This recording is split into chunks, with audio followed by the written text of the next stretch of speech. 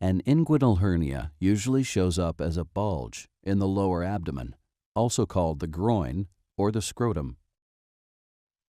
Before birth, a male baby's testicles grow inside his abdomen and then travel to the scrotum.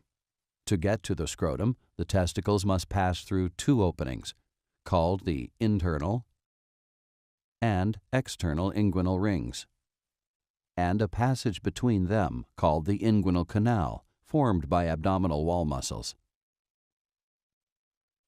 As the testicles enter the scrotum, tissue lining the abdominal wall comes with them, forming a sac.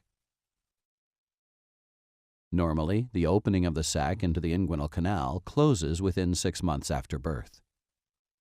Sometimes, for unknown reasons, the opening of the sac does not close. As a result, the open tissue sac may fill with fluid that normally stays inside the abdomen. The fluid-filled sac surrounding the testicle is called a hydrocele. A small piece of the baby's intestine or some fatty tissue from the abdomen may also slide into the sac, resulting in an inguinal hernia. Usually, a doctor will be able to gently reduce or push the intestine back into the abdomen. However, the intestine may become trapped or incarcerated inside the tissue sac. This will appear as a hard and tender bulge and is an emergency.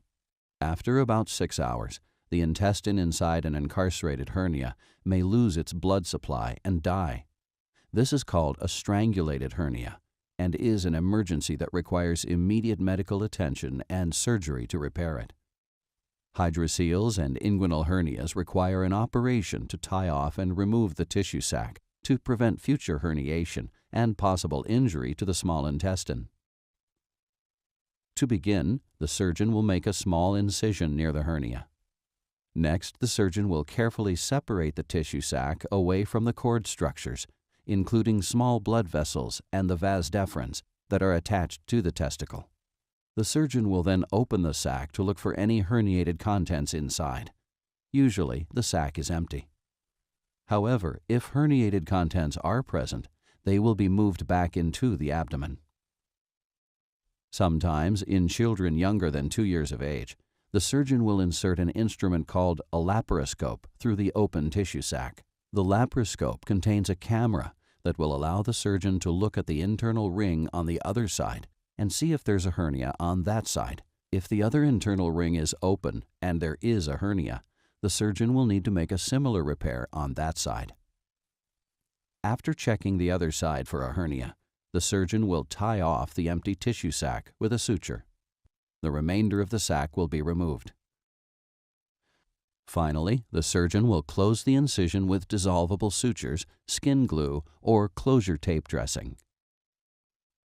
The baby may receive an injection of anesthesia in the skin near the incision to help control pain that happens after the procedure. To find out more about the repair of a pediatric inguinal hernia, talk to your healthcare provider.